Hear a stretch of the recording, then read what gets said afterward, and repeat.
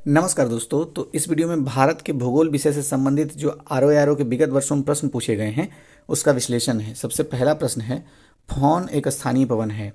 तो fawn Switzerland की एक स्थानीय पवन है और इससे संबंधित कुछ फैक्ट ये है कि फॉन उत्तरी गोलार्ध में बहने वाली एक पवन है जो स्विट्जरलैंड, दक्षिण जर्मनी, पश्चिमी ऑस्ट्रिया से होकर के बहती है और आल्प्स पर्वत को पार करते हुए उत्तरी इटली तक पहुंचती है। कायदे से हालांकि ये क्वेश्चन को विश्व भूगोल में क्लासिफाई करना चाहिए था, लेकिन भारत के भूगोल में दिया हुआ है। खैर, नेक्स्ट लिखा हुआ है, निम्नलिखित में से कौन एक सुमेलित नहीं है। तो जो सुमेलित है पहले देख लेते हैं।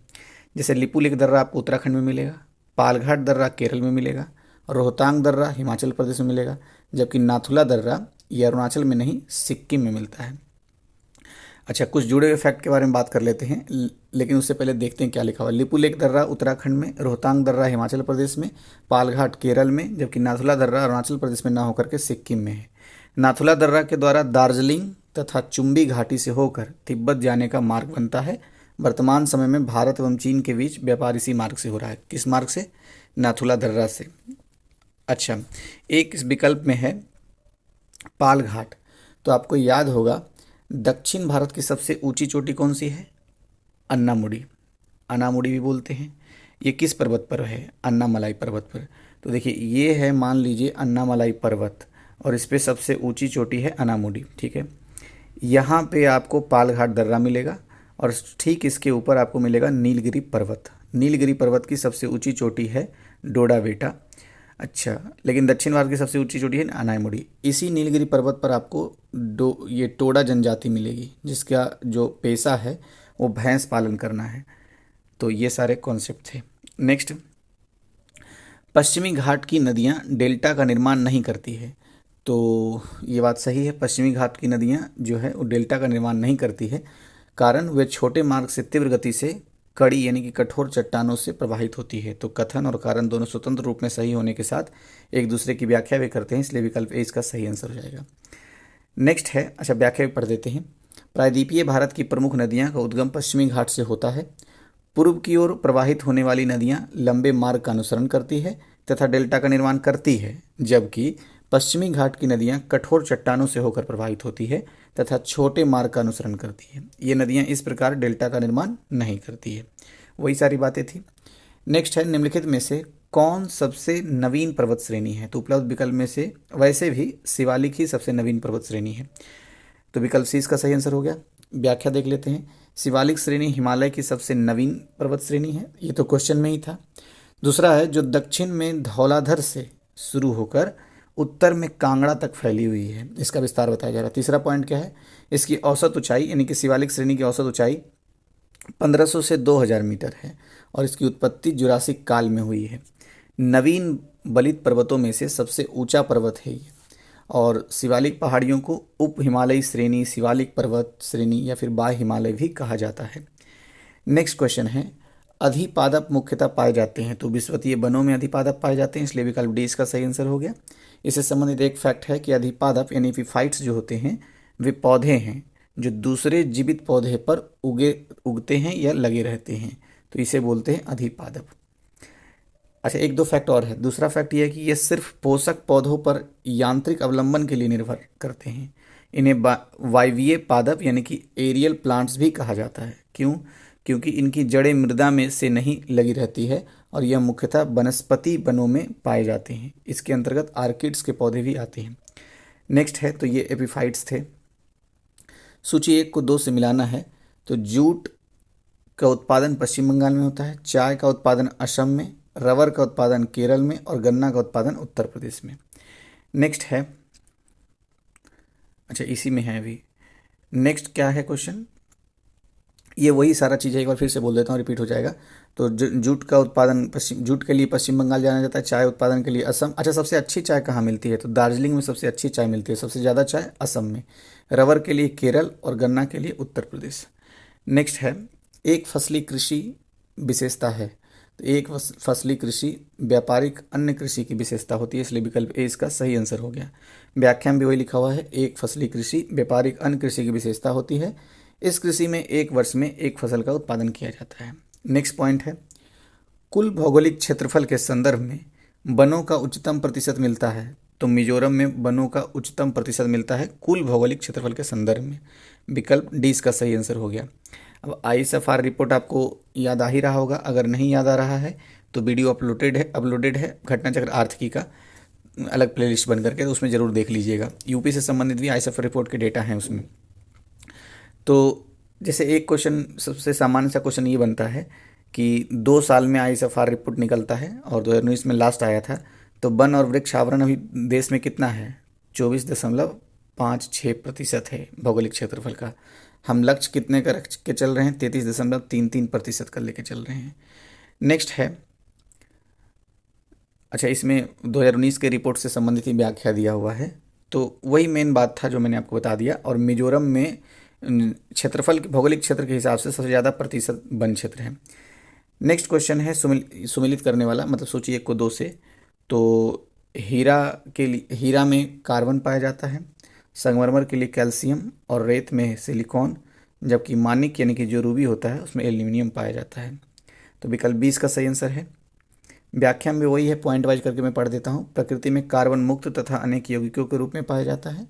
दूसरा पॉइंट, कार्बन अपरूपता प्रदर्शित करता है, यह क्रिस्टलीय तथा अक्रिस्टलीय दोनों अपरूपों में पाया जाता है। तीसरा पॉइंट है, हीरा तथा ग्रेफाइट कार्बन के क्रिस्टलीय अपरूप हैं, जबकि पत्थर, लकड़ी, हड्डी आदि कोयला के अक्रिस्टलीय अपरूप होते हैं। चौथा पॉइंट यह है कि संगमरमर कैल्शियम का रूप होता है और सिलिकॉन के रूप में रेत में पाया जाता है, जबकि मानिक एल्यूमिनियम का खनिज है और एल्यूमिनियम मुक्त अवस्था में नहीं पाया जाता है। संयुक्त अवस्था में यह धातु विभिन्न अयस्कों के रूप में पाई जाती है। नेक्स्ट क्वेश्चन है, कोयले का अंतर्राज्यीय परिवहन रेलवे द्वारा संपन्न किए जाने वाले परिवहन का एक प्रमुख घटक है। बिल्कुल सही है। दूसरा, बंगाल झारखंड कोयले की खदानें पश्चिमोत्तर राज्यों को कोयला आपूर्ति के प्रमुख स्रोत हैं। तो कथन और कारण दोनों सही है, इसलिए विकल्प ए इसका सही आंसर हो गया। नेक्स्ट है, भारत में शक्ति खंड में ऊर्जा स्रोतों के भाग का सही क्रम है। तो सबसे ज़्यादा ऊर्जा तापीय ऊर्जा से मिलती है, फिर जलीय ऊर्जा से, फिर आणविक से, फिर वायु ऊर्जा से, इसलिए विकल्प ए इसका सही आंसर है। व्याख्या में भी वही बातें लिखा हुआ है कि सबसे ज़्यादा ताप ऊर्जा हमारे देश में उत्पादित होती है, फिर जलीय ऊर्जा, फिर वायु ऊर्जा, फिर आणविक ऊर्जा। नेक्स्ट है, भारत में 2 अग्रगण्य कोयला उत्पादक राज्य है। तो अभी जो लेटेस्ट डेटा है उसके हिसाब से झारखंड, उड़ीसा और छत्तीसगढ़, यहाँ पर वही लिखा हुआ है।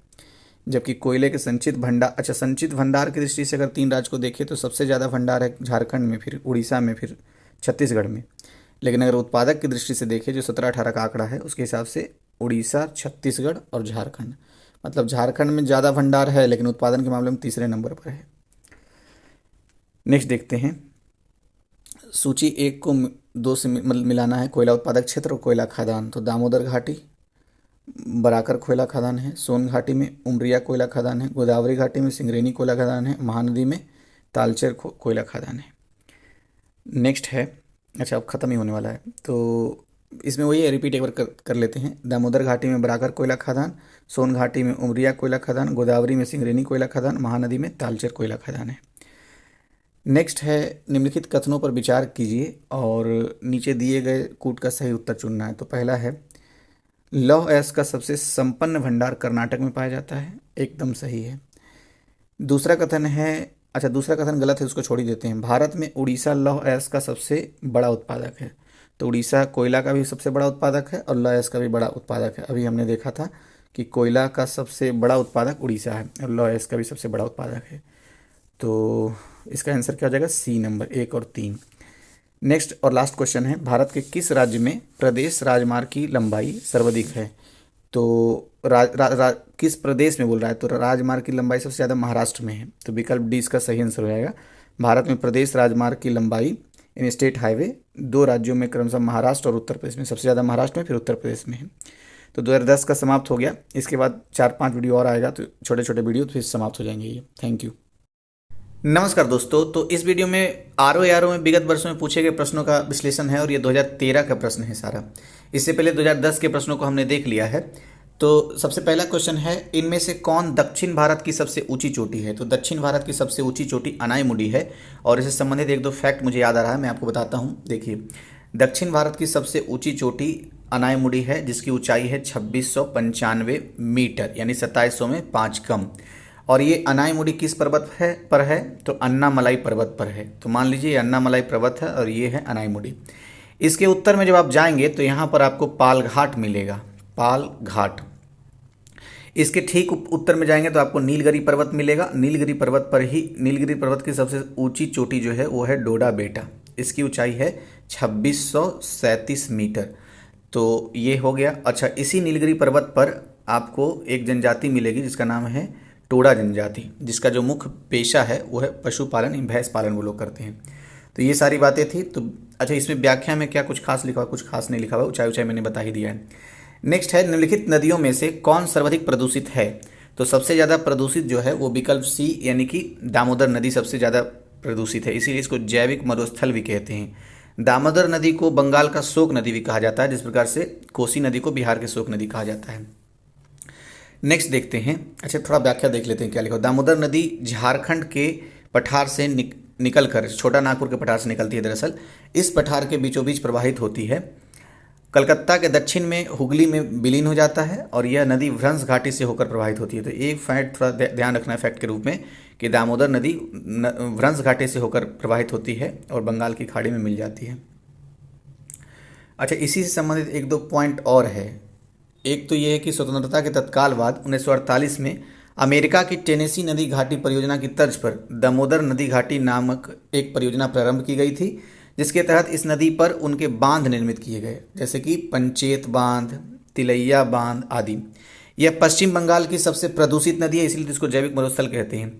प्रदूषण के कारण जैव विविधता इस नदी में तेजी से घट रही है और इसी कारण दामोदर की घाटी को जैविक रेगिस्तान या जैविक मरुस्थल कहा जाता है। तो वही सारी बातें थी। नेक्स्ट है, निम्नलिखित में से किस नदी के तट पर बद्रीनाथ का प्रसिद्ध मंदिर स्थित है? तो अलकनंदा में बद्रीनाथ का प्रसिद्ध मंदिर स्थित है, इसलिए विकल्प ए इसका सही आंसर हो गया। इसकी व्याख्या में भी वही बात लिखा हुआ है, अलकनंदा नदी के तट पर बद्रीनाथ और मंदाकिनी नदी के तट पर केदारनाथ धाम स्थित है। तो 2 पॉइंट हो गया है। एक तो अलकनंदा नदी पर बद्रीनाथ धाम और मंदाकिनी नदी पर केदारनाथ धाम, ये दोनों स्थित है। अलकनंदा और मंदाकिनी नदी का संगम स्थल क्या कहलाता है? रुद्रप्रयाग कहलाता है। तो 3 फैक्ट हो गया। नेक्स्ट है, निम्नलिखित में से कौन सी नदी भ्रंश घाटी से होकर प्रवाहित होती है? तो तापी नदी भ्रंश घाटी से होकर प्रवाहित होती है, विकल्प सी इसका सही आंसर है। और अभी हमने देखा था दामोदर नदी भी भ्रंश घाटी से होकर प्रवाहित होती है। कुछ और फैक्ट है तापी नदी के बारे में, जैसे ये कि इसका जो उद्गम स्थान है वो कहाँ है? तो मध्य प्रदेश का बैतूल जिला है। बैतूल जिले के ही मुल्ताई तालाब से निकल करके पश्चिम की ओर प्रवाहित होते हुए ये खंबात की खाड़ी में जाके गिर जाती है। अच्छा, उसके बाद यह सतपुड़ा तथा अजंता पर्वतों के मध्य भ्रंश घाटी में प्रवाहित होती है। तो भ्रंश घाटी में तो प्रवाहित होती है, कौन से भ्रंश घाटी में? तो सतपुड़ा और अजंता पर्वत जो है उसके भ्रंश घाटी में प्रवाहित होती है। इसकी मुख्य सहायक नदी कौन है? पूर्णा नदी। तो तापी की मुख्य सहायक नदी पूर्णा नदी है। नेक्स्ट है, अधोलिखित युग्मों में से कौन सा सही सुमेलित नहीं है? तो जो सही है पहले उसे देख लेते हैं। तो ऐसे इसमें 2 सही है। माउंट आबू ये अरावली पर्वत पर है जो राजस्थान में है, और फिर ये उटकमंड ये कहाँ है? नीलगिरी पर्वत पर है। नीलगिरी के बारे में अभी हमने बात किया था। 2 सही है, शायद इसीलिए यहाँ पर स्टार लगा हुआ है आंसर की जगह पे। जो गलत है, क्यों गलत है? तो यहाँ पे लिखा हुआ कोडाई कनाल, तो ये अन्नामलाई नहीं पालनी पर पहाड़ियों पर है कोडाई कनाल। और फिर ये लिखा हुआ शिमला, तो शिमला पीर पंजाल श्रेणी नहीं धौलाधर श्रेणी में शिमला पर्वत आता है। तो ये सारा हो गया। कुछ फैक्ट को अभी याद कर लेते हैं, जैसे कि अभी हमने बात किया था अन्नामलाई पर्वत के बारे में, क्योंकि अन्नामलाई पर्वत पर ही दक्षिण भारत की सबसे ऊंची चोटी क्या नाम है? दक्षिण भारत की सबसे ऊंची चोटी अनामुडी है, ठीक है। और इसकी ऊंचाई जो है 2695 मीटर है, यानी कि 2700 में 5 कम। और मैंने कहा था कि अगर ये मान लीजिए कि ये अन्नामलाई पर्वत है, इसके ऊपर सबसे ऊंची चोटी अनामुडी है, ठीक है। इसकी ऊंचाई है 2695 मीटर। ठीक इसके उत्तर में आप देखेंगे तो यहाँ पे पाल घाट दर्रा है, और पाल घाट दर्रे के बाद यहाँ पर आपको मिल जाएगा नीलगिरी पर्वत। इसी नीलगिरी पर्वत की सबसे ऊंची चोटी है डोडा बेटा। इसकी ऊंचाई कितनी है? 2637 मीटर। और इस पे एक जनजाति रहती है जिसका नाम है टोडा जनजाति। इसका मुख्य पेशा जो है वो क्या है? पशुपालन करना। तो ये फैक्ट याद हो गया। तो इससे संबंधित अन्नामलाई से संबंधित बातें हो गई, नीलगिरी संबंधित बातें हो गई। नेक्स्ट देखते हैं। अच्छा, इसके विकल्प में देख लेते हैं क्या कह रहा है। कोडाई कनाल अन्नामलाई पहाड़ियाँ तथा शिमला पीर पंजाल श्रेणी में दोनों गलत है। कोडाई कनाल तमिलनाडु के पालनी पहाड़ियों में स्थित है, जबकि शिमला पीर पंजाल के स्थान पर धौलाधर श्रेणी में स्थित है। तो ये तो बात पहले ही देख लिया था हमने। नेक्स्ट है मेघालय का पठार भाग है, तो प्रायद्वीपीय खंड जो है वो मेघालय का पठार भाग है, तो विकल्प बी इसका सही आंसर हो गया। चार फैक्ट है इसमें, देखते हैं क्या है। मेघालय पठार व शिलोंग पठार मूल रूप से प्रायद्वीपीय पठार का एक भाग है, एक फैक्ट हो गया। दूसरा, इस पठार को गारो राजमहल दर्रा प्रायद्वीपीय पठार के मुख्य खंड से अलग करता है, तो अलग कौन करता है? गारो राजमहल दर्रा अलग करता है। तीसरा फैक्ट यह है कि यह प्रमुख रूप से गारो, खासी, जयंतिया पहाड़ियों से निर्मित है।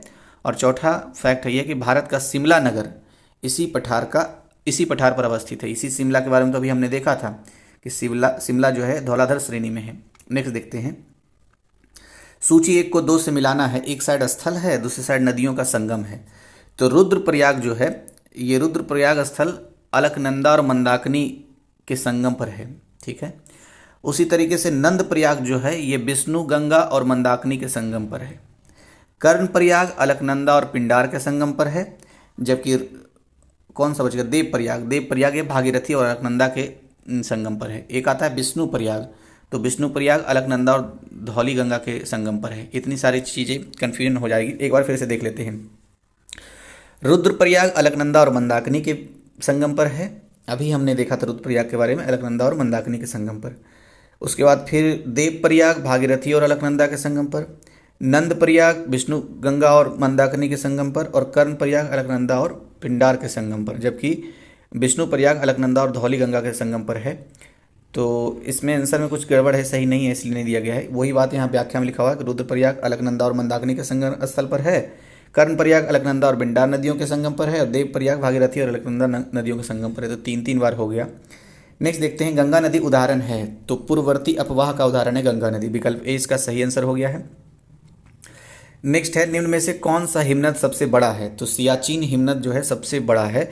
इसके बारे में 1-2 फैक्ट बड़ा अच्छा है। सियाचिन हिमनद ध्रुवीय क्षेत्र के बाहर विश्व का दूसरा सबसे लंबा अल्पाइन हिमनद है, और हिमालय काराकोरम क्षेत्र का सबसे लंबा हिमनद है।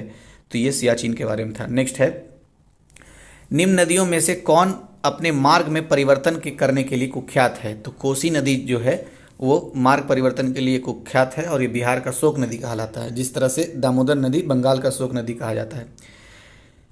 इससे संबंधित 2-3 फैक्ट हैं। लिखा हुआ है कि कोसी नदी अपने मार्ग में परिवर्तन के लिए कुख्यात है, और यह नदी बिहार में लगभग प्रति वर्ष आने वाली बाढ़ हेतु मुख्य रूप से जिम्मेवार होता है, इसलिए इसे बिहार का शोक कहा जाता है।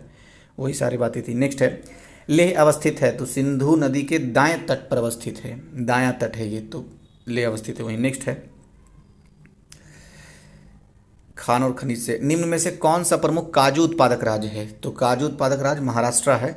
वैसे अभी जो नवीनतम आंकड़े आए हैं उसके हिसाब से, नवीनतम आंकड़ा देख लेते हैं ना, पुराना उसका क्या मतलब। नवीनतम आंकड़े 17-18 के अनुसार काजू उत्पादन में प्रथम राज्य आंध्र प्रदेश है, और उड़ीसा और कर्नाटक का दूसरे और तीसरे स्थान पर आता है, ध्यान रखना ये।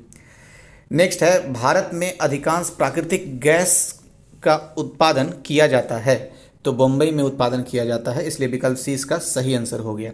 नेक्स्ट है, भारत में सर्वाधिक प्राकृतिक गैस का उत्पादन अब तटीय क्षेत्र बॉम्बे हाई से किया जाता है। इसके अतिरिक्त वर्तमान 2017 से 18 में प्राकृतिक गैस के उत्पादन में प्रथम 3 राज्य क्रमशः असम, गुजरात और राजस्थान है। नेक्स्ट है, निम्न राज्यों में से कौन सा पवन ऊर्जा के उत्पादन में प्रथम स्थान रखता है? तो गुजरात प्रथम स्थान रखता है। अच्छा, ये ऊपर वाला तो बात कर लिया ना, इसमें जो अभी नवीनतम आंकड़े आए हैं एक बार देख लेते हैं। 17 से 18 में प्राकृतिक गैस के उत्पादन में प्रथम 3 राज्य कौन से हैं? असम और गुजरात, फिर राजस्थान है। नेक्स्ट देखते हैं, पेट्रो रसायन के उत्पादन का सबसे बड़ा केंद्र कहाँ स्थित है? तो जामनगर में स्थित है, गुजरात जामनगर में। 1-2 फैक्ट है, देखिए, पेट्रो रसायन के उत्पादन में सबसे बड़ा केंद्र जामनगर में स्थित है, और गुजरात राज्य के जामनगर जिले में क्रूड ऑयल की रिफाइनरी है, जिसका स्वामित्व मुकेश अंबानी की रिलायंस इंडस्ट्रीज के पास है। तीसरा फैक्ट क्या है? इसकी स्थापना 14 जुलाई 1999 को हुई थी, जिसकी उत्पादन क्षमता, अब ये सब महत्वपूर्ण नहीं है। वर्तमान में देश के सबसे बड़े रिफाइनरी के रूप में ये जाना जाता है जामनगर, ये ध्यान रखना है बस। नेक्स्ट है, भारत में कुल उत्पादित विद्युत में परमाणु शक्ति का भाग कितना है? तो 3% है कुल मिलाकर के, और सबसे ज़्यादा जो विद्युत उत्पादन होता है वो भाप ताप विद्युत उत्पादन होता है, 63.2%। नेक्स्ट, भारत के निम्न लौह एवं इस्पात उत्पादक केंद्रों में कौन के कोयला क्षेत्रों में काफ़ी दूर है? तो भद्रावती जो है कोयला क्षेत्र से काफ़ी दूर है। नेक्स्ट देखते हैं निम्नलिखित में से सही सुमेलित जो नहीं है उसकी पहचान करना है, सही सही देख लेते हैं। जैसे सरदार सरोवर बांध नर्मदा नदी पर है, गांधी सागर बांध ये चंबल नदी पर है, नागार्जुन सागर बांध कृष्णा नदी पर है, और तिलैया बांध ये बराकर नदी पर है, कोनार नदी पर नहीं।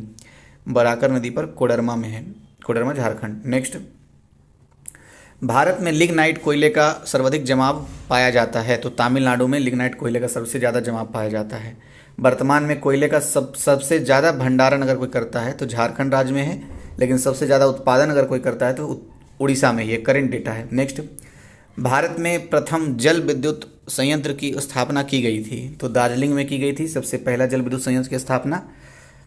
नेक्स्ट, भारत में सर्वप्रथम खनिज तेल का कुआं खोदा गया, तो माकूम में खोदा गया था, और ये माकूम कहाँ है, असम में। 1867 में सबसे पहला तेल का कुआं खोदा गया था, माकूम क्षेत्र असम में। हालांकि असम में वास्तविक उत्पादन कार्य जो हुआ है वो 1890 में डिगबोई से प्रारंभ हुआ है। नेक्स्ट है, भारत की निम्न फसलों में से किस फसल के अंतर्गत उसके शुद्ध सकल कृषि क्षेत्र के सिंचित क्षेत्र का सबसे ज़्यादा प्रतिशत है, तो गन्ना का सबसे ज़्यादा प्रतिशत, विकल्प डी इसका सही आंसर है। नेक्स्ट है, निम्नलिखित में से कौन सा खनिज केरल में बहुतायत में मिलता है, तो मोनाजाइट खनिज जो है केरल में बहुतायत में मिलता है, और विश्व का सबसे बड़ा थोरियम भंडार भी है भारत के पास, ये भी ध्यान रखना है। मोनाजाइट खनिज जो कि थोरियम और यूरेनियम का यौगिक है, केरल के तटीय क्षेत्रों में बहुतायत में मिलता है। नेक्स्ट, वर्तमान मुंबई बंदरगाह के दबाव को कम करने के लिए कौन से पत्तन का निर्माण किया गया है, तो नाहवा सेवा पत्तन का निर्माण किया गया है। अच्छा, ये नाहवा सेवा वहाँ पे 2 गांव है उसी के नाम पर ही रखा गया है। नेक्स्ट देखते हैं, कृष्णा नदी जल विवाद किन राज्यों के मध्य है, तो इसमें ऑप्शन सही से नहीं बना हुआ है, जिन जिन राज्यों के मध्य में बना हुआ है विवाद, जैसे आंध्र प्रदेश, कर्नाटक और महाराष्ट्र, तीनों के बीच में कृष्णा नदी जल विवाद बना हुआ है, और 1957 से ही चलता आ रहा है ये विवाद, जबकि इसमें नाम दिया नहीं है तीनों का, आंध्र प्रदेश, कर्नाटक और महाराष्ट्र, 3 नाम कहीं पर है नहीं। नेक्स्ट देखते हैं, भारत के निम्न राज्यों में से किसकी प्रांतीय राजमार्गों की सकल लंबाई सबसे अधिक है, तो महाराष्ट्र की, विकल्प डी इसका सही आंसर हो गया। नेक्स्ट है, भारत के निम्नलिखित बंदरगाहों में से कौन सा एक उड़ीसा तट पर अवस्थित है, तो पारादीप उड़ीसा तट पर अवस्थित है, विकल्प सी इसका सही आंसर हो गया है। पारादीप में इंडियन ऑयल द्वारा एक तेल शोधन इकाई की स्थापना भी की गई है।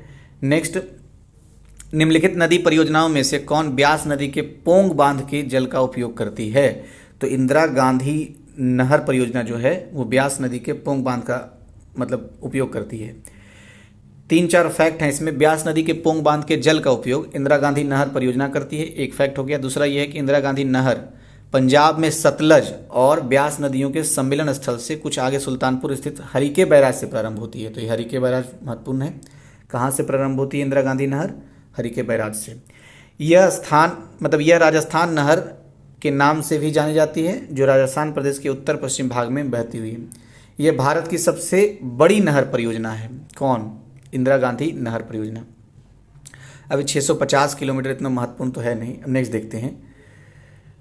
अच्छा, कुछ और भी है, जैसे एक विकल्प में था मयूराक्षी नदी पर, जिसे मोर नदी भी कहते हैं, के नाम से जाना जाता है। पश्चिम बंगाल की एक बड़ी नदी है, तो मयूराक्षी नदी पश्चिम बंगाल की एक बड़ी नदी है, जिसका उद्गम स्थल क्या है? देवघर, झारखंड का देवघर है। चित्रकूट पर्वत से निकलती है मयूराक्षी नदी। नेक्स्ट है, अच्छा, नागार्जुन सागर परियोजना के बारे में तो पिछली बार में देखा था हमने, ये आंध्र प्रदेश के गुंटूर और नालकोंडा जिले में है, ये कृष्णा नदी पर नागार्जुन सागर परियोजना। एक फैक्ट और छूट गया है कोई, लगता है नहीं, बस इतना ही था। सिर्फ ये देख लेते हैं, श्री राम सागर प्रोजेक्ट जो है, जिसको पोचमपाद परियोजना भी कहते हैं, ये आंध्र प्रदेश के निजामाबाद जिले में है और गोदावरी नदी पर है। तो ध्यान रखना, आंध्र प्रदेश से 2 हो गया, एक तो श्री राम सागर प्रोजेक्ट या फिर पोचमपाद परियोजना जो निजाम जिले में है आंध्र प्रदेश में गोदावरी नदी पर। एक कृष्णा नदी पर था नागार्जुन सागर परियोजना, और ये गुंटूर और नालकोंडा जिले में है, आंध्र प्रदेश में ही। नेक्स्ट है, निम्न में से कौन सा तट कोचिन बंदरगाह से संबंधित है? तो मालाबार तट कोचिन बंदरगाह से संबंधित है, विकल्प ए इसका सही आंसर हो गया, और ये प्राकृतिक बंदरगाह है, ये खास पॉइंट है। नेक्स्ट, भारत के निम्न राज्यों में से कौन रेल सेवा से वंचित है? तो जिस समय क्वेश्चन पूछ लिया था उस समय तो जरूर मेघालय था, अभी नहीं वंचित है, तो इसका कोई महत्व नहीं इस प्रश्न का। नेक्स्ट है, कोंकण रेलवे जोड़ता है, तो रोहा से मैंगलोर को जोड़ता है कोंकण रेलवे। जब आप मैप में देखेंगे तो महाराष्ट्र का रोहा और फिर कर्नाटका का मैंगलोर, तो महाराष्ट्र, गोवा और कर्नाटका 3 राज्यों को जोड़ते हुए कोंकण रेलवे चल रहा है। और एक खास बात यह है कि एक स्वायत्त रेलवे जोन ये डायरेक्टली रेल बोर्ड के अंतर्गत आता है। देखिए इसमें लिखा हुआ है, सबसे पहला तो ये कोंकण रेलवे का मुख्यालय नवी मुंबई के बेलापुर में है और यह सीधे रेलवे बोर्ड एवं रेल मंत्री की निगरानी में कार्य करता है। इसकी स्थापना 26 जनवरी 1998 में हुई थी और कोंकण रेलवे कर्नाटक में मंगलोर के निकट थोकुर से महाराष्ट्र में स्थित रोहा रेलवे स्टेशन के मध्य परिचालित होता है। इसकी लंबाई 760 किलोमीटर है। बस इतना ही। महाराष्ट्र, गोवा और कर्नाटक 3 राज्यों को जोड़ता है। तो 2013 वाला समाप्त हो गया। वीडियो लंबा हो जाए इसलिए यहीं पर रोक देता हूँ। इसके बाद 2 या 3 वीडियो और आएगा, समाप्त हो जाएगा। Thank you. नमस्कार दोस्तों, तो इस वीडियो में आरओ में विगत वर्षों में भारत के भूगोल संबंधित प्रश्नों का विश्लेषण है और 2014 का है। तो सबसे पहला जो क्वेश्चन है, शुष्कता दशा संदर्भित है तो निम्न आर्द्रता से संबंधित है। शुष्कता दशा, तो इसलिए विकल्प 20 का सही आंसर हो गया। आर्द्रता को ग्राम प्रति घन मीटर में मापा जाता है, तो ये भी एक फैक्ट है कि आर्द्रता को ग्राम प्रति घन मीटर में मापा जाता है। नेक्स्ट है, क्षेत्रफल के हिसाब से विश्व का दूसरा बृहत्तम महाद्वीप है, तो अफ्रीका विश्व का दूसरा बृहत्तम महाद्वीप है, इसलिए विकल्प डी इसका सही आंसर हो गया। और सबसे बड़ा अगर पूछता तो एशिया का हम नाम लेते हैं और सबसे छोटा ऑस्ट्रेलिया का नाम लेते हैं। नेक्स्ट है, कौन सी नदी उड़ीसा में अपना डेल्टा बनाती है, तो महानदी उड़ीसा में अपना डेल्टा बनाती है, इसलिए विकल्प 20 का सही आंसर हो गया। महानदी के बारे में देख लेते हैं। महानदी 851 किलोमीटर यानी कि 851 किलोमीटर लंबी नदी है। इसका जल प्रवाह क्षेत्र इतना ही महत्वपूर्ण नहीं है। यह छत्तीसगढ़ के रायपुर जिले में सिहावा से निकल करके पूर्व और दक्षिण पूर्व की ओर बहती हुई कटक के निकट के पास डेल्टा बनाती है। तो बस ये महत्वपूर्ण था कि सिहावा से निकलती है और उड़ीसा के कटक में जाकर के ये डेल्टा बनाती है। नेक्स्ट है, बेतवा नदी मिलती है, तो यमुना से मिलती है बेतवा नदी। बेतवा नदी के बारे में फैक्ट क्या है?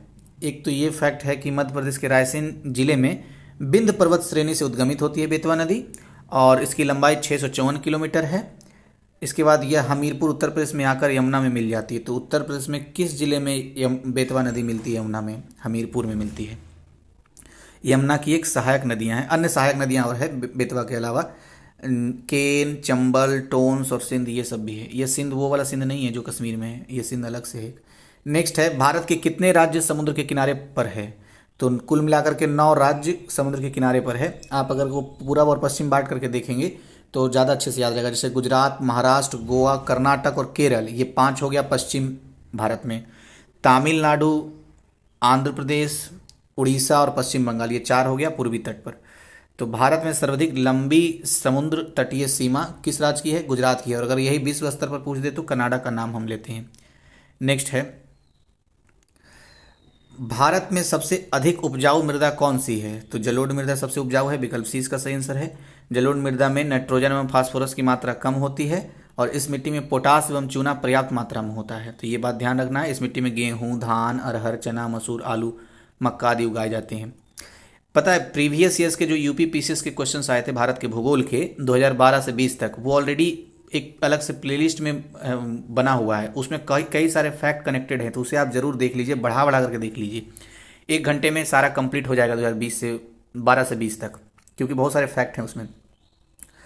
साधारणतः ओरोवैंकी खरपतवार पाया जाता है, तो तंबाकू के खेत में पाया जाता है, इसलिए विकल्प ए इसका सही आंसर हो गया। नेक्स्ट है, सबसे अधिक प्रोटीन पाई जाती है, तो सोयाबीन के दाने में, और सोयाबीन का सबसे ज़्यादा उत्पादन मध्य प्रदेश सरकार करती है।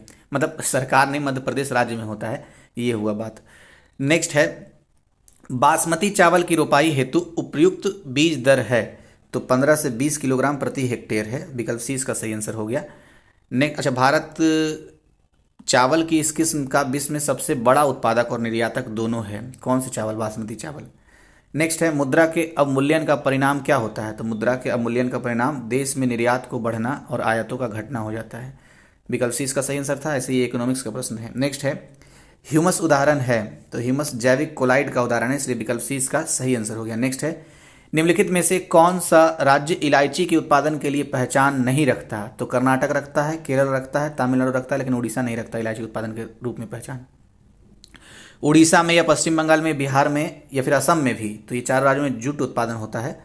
नेक्स्ट है, मुंबई की मीठी नदी निम्नलिखित में से किस झील से निकलती है? तो मीठी नदी है कहाँ? मुंबई में, और ये पोवई झील से निकलती है, यानी कि पोवई झील भी मुंबई के आसपास है, तो विकल्प सी इसका सही आंसर हो गया। नेक्स्ट है, ये मात्र 15 किलोमीटर लंबी नदी है। नेक्स्ट है, भारत में कोयले का सर्वाधिक उत्पादन किस राज्य में होता है? तो सबसे ज़्यादा उत्पादन उड़ीसा में होता है, लेकिन अगर सबसे ज़्यादा भंडार के बारे में पूछ ले तो झारखंड में सबसे ज़्यादा भंडार है। देखिए यहाँ पर लिखा हुआ है कोयला उत्पादक के राज्यों के क्रम में, अच्छा राज्यों के क्रम में लिखा हुआ आर्थिक सर्वेक्षण 17-18 के बाद नहीं, उत्पादन पश्चिम ये उड़ीसा में और भंडार झारखंड में सबसे ज़्यादा है। नेक्स्ट है हजीरा बीजापुर जगदीशपुर गैस पाइपलाइन निम्नलिखित में से किस प्राधिकरण द्वारा निर्मित की गई है? तो gas authority of India limited के द्वारा शुरू की गई है। तो 2014 का समाप्त हो गया, इसके बाद 2016 और 17 का आएगा, उसके बाद समाप्त हो जाएगा ये। Thank you. नमस्कार दोस्तों, तो इस वीडियो में आरओ में विगत वर्षों में आए हुए भारत के भूगोल से संबंधित प्रश्नों का संकलन है और ये 2016 में जो प्रश्न आए थे उसका वीडियो है। तो सबसे पहला क्वेश्चन है, भारत वन सर्वेक्षण के रिपोर्ट के अनुसार भारत के निम्नलिखित में से किस राज्य में भौगोलिक क्षेत्र का सबसे ज़्यादा प्रतिशत वन क्षेत्र है? तो सर्वाधिक वन प्रतिशत क्षेत्र वाला जो राज्य है वो मिजोरम है, मतलब जितना उसका भौगोलिक क्षेत्र है उसमें सबसे ज़्यादा परसेंट राज्यों की श्रेणी में वन क्षेत्र है मिजोरम में, या ये करंट मतलब की डेटा है इसके हिसाब से।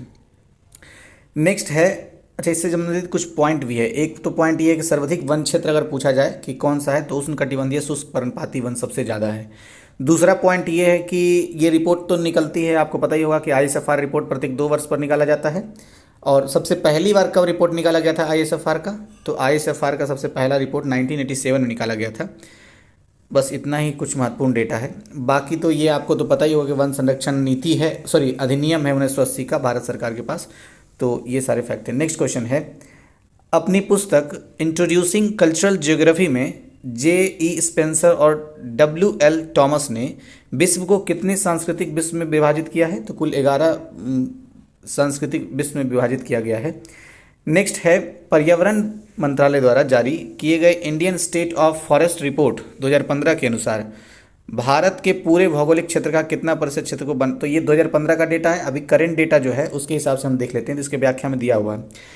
ISFR रिपोर्ट जो 2019 में आया, और आपको पता होगा कि प्रत्येक 2 ईयर में निकलता है ये जो अभी 2019 का आया हुआ है ये 16वीं रिपोर्ट था। तो दूसरा फैक्ट ये हो गया, कायदे से 2021 में आ जाना चाहिए था, लेकिन लॉकडाउन और कोरोना के कारण शायद ये नहीं आया होगा।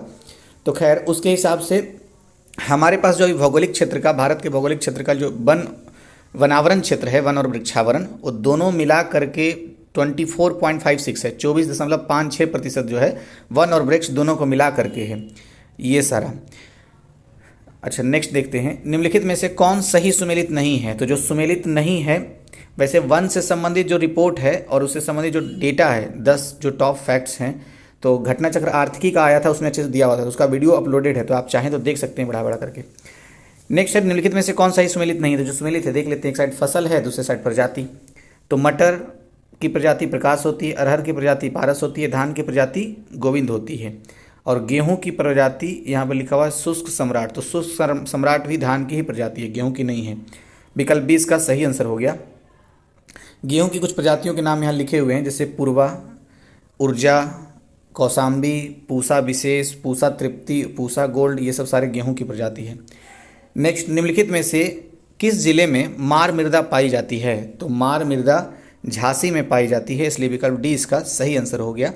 अच्छा, इससे संबंधित कुछ पॉइंट है, पहले इसका व्याख्या देख लेते हैं। लिखा हुआ है, मार मृदा बुंदेलखंड क्षेत्र के झांसी, ललितपुर, बांदा आदि जिलों में पाई जाती है। उल्लेखनीय है कि काली मिट्टी के 2 प्रकार होते हैं, कावड़ मिट्टी और मार मिट्टी। तो मार मृदा जो है गेहूं और कपास के लिए उपयुक्त होता है। ये प्रश्न मैंने कम्युनिटी में भी शेयर किए थे और उसके नीचे शानदार व्याख्या है, तो अगर आप चाहें तो चैनल पे कम्युनिटी पे जब जाएंगे तो ये वाला क्वेश्चन आपको मिलेगा वहाँ पर।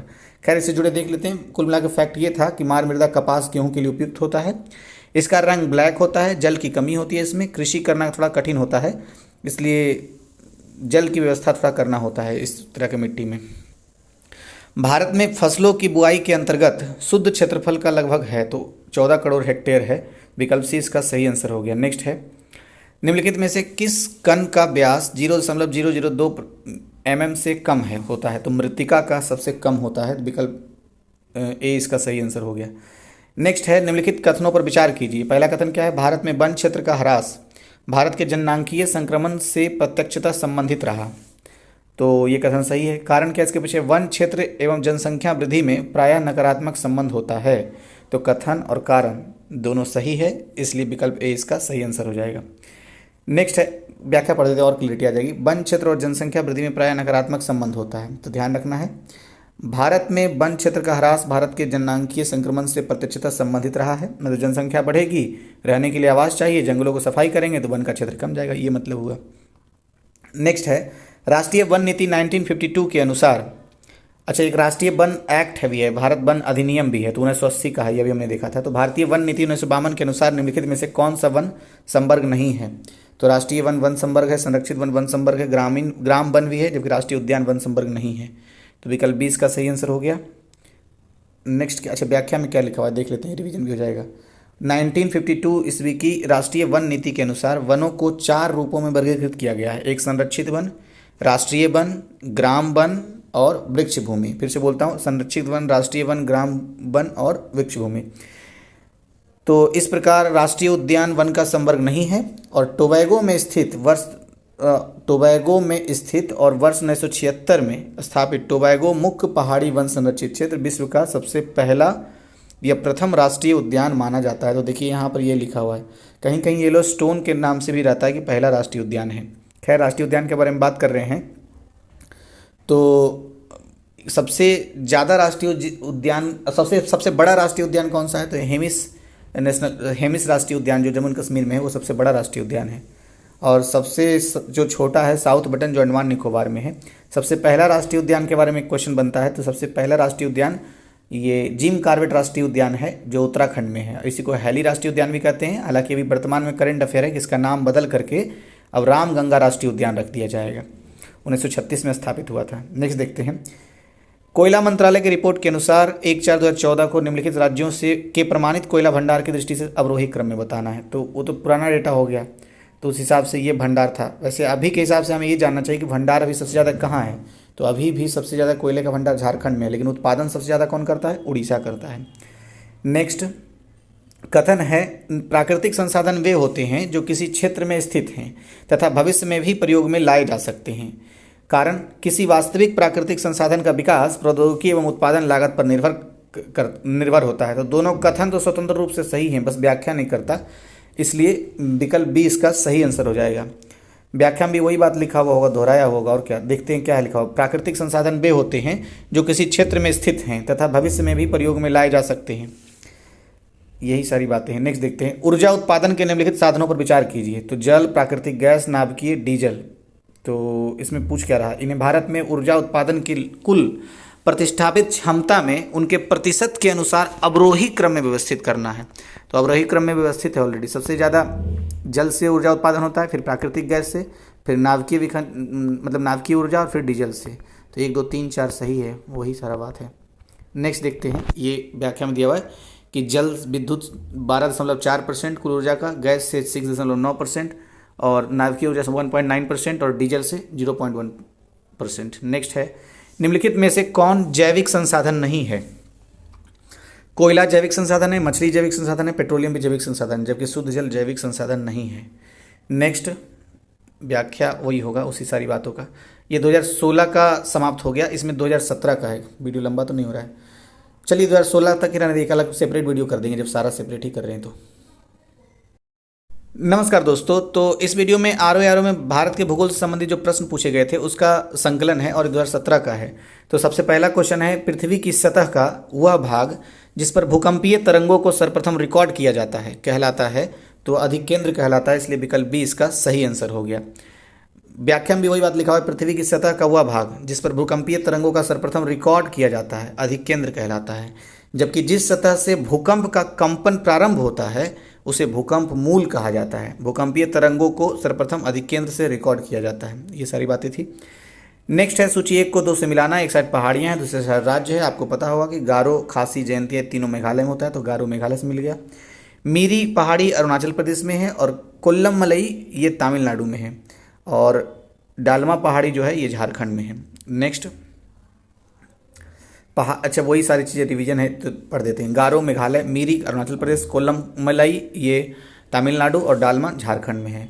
नेक्स्ट है, भारत में तटीय राज्यों की संख्या कितनी है? तो तटीय राज्यों की संख्या कुल मिलाकर के 9 है। अब इसको याद रखने के लिए अगर आप पूरब और पश्चिम भारत से अगर देखते हैं इस तरह से, तो इस साइड में 5 है, मतलब इस साइड का मतलब पश्चिमी भारत में, और पूर्वी भारत में 4 कुल मिलाकर के हैं। कौन कौन से 5 और कौन कौन से 4 है? तो देखिए, गुजरात, गोवा, महाराष्ट्र और केरल, उसके बाद कर्नाटका।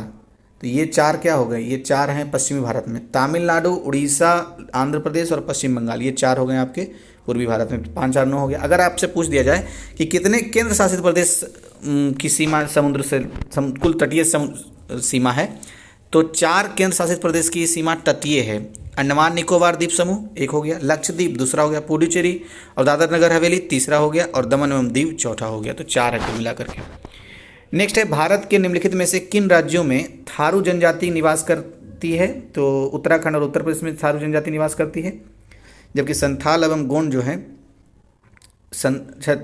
कुछ और थे क्या, संथाल एवं गोंड के बाद थारू बिहार की भी तीसरी सबसे बड़ी जनजाति है। तो ये संथाल और गोंड ये पाए जाते हैं बिहार में, लेकिन थारू भी पाए जाते हैं, तीसरी सबसे बड़ी जनजाति बिहार की, ये बोल रहा है। कथन है, मिट्टी की प्रजातियों में से मृत्तिका अधिकतम जल धारण करती है। तो मृत्तिका अधिकतम जल धारण करती है, मेरे ख्याल से अच्छा सत्य है ये।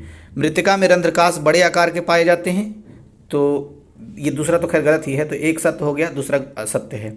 थोड़ा व्याख्या पढ़ देते हैं, स्पष्टीकरण हो जाएगा। मिट्टी की प्रजातियों में से मृत्तिका अधिकतम जल धारण करती है क्योंकि मृत्तिका में रंध्रकाश छोटे आकार के लगभग 0.002 mm के होते हैं। देख रहे हैं, ये क्वेश्चन पिछले साल भी पूछा है और ये इस पॉइंट से पूछा था क्वेश्चन, तो मतलब उसके आसपास देखना होगा। इस प्रकार प्रश्न का सत्य है और कारण असत्य है। नेक्स्ट है, विभिन्न प्रकार की मिट्टियों की जल धारण क्षमता का घटता हुआ क्रम क्या है? तो मृत्तिका, उसके बाद फिर गाद, उसके बाद फिर बालू। तो देखिए ये 2 क्वेश्चन लड़ गए पिछले वाले से इस साल। यही सारी बातें हैं। नेक्स्ट है, सूची 1 को 2 से मिलाना है। बांध है और नदी है, तो दुलहस्ती बांध चिनाब नदी पर, गांधी सागर बांध चंबल नदी पर, उकाई बांध ये तापी नदी पर है, और तवा बांध तवा नदी पर है। तो वही सारी चीज़ें हैं, दुलहस्ती चिनाब, गांधी सागर चंबल, उकाई तापी और तवा बांध तवा नदी पर। नेक्स्ट क्वेश्चन है, निम्नलिखित में से कौन सा शैल समूह भारत में धात्विक खनिजों का प्रमुख स्रोत है? तो धात्विक खनिजों का प्रमुख स्रोत पूछे तो धारवाड़ है ये, तो विकल्प डी इसका सही आंसर हो गया। अच्छा, जबकि कोयले के निक्षेप अगर के बारे में पूछता तो गोंडवाना शैल समूह के बारे में हम बात करते, लेकिन यहाँ पर पूछ रहा है कि धात्विक खनिज कहाँ किस में मिलता है, तो धारवाड़ में मिलता है और कोयला गोंडवाना में। तो इस तरह से 2017 के सभी प्रश्न समाप्त हो गए। थैंक यू सुनने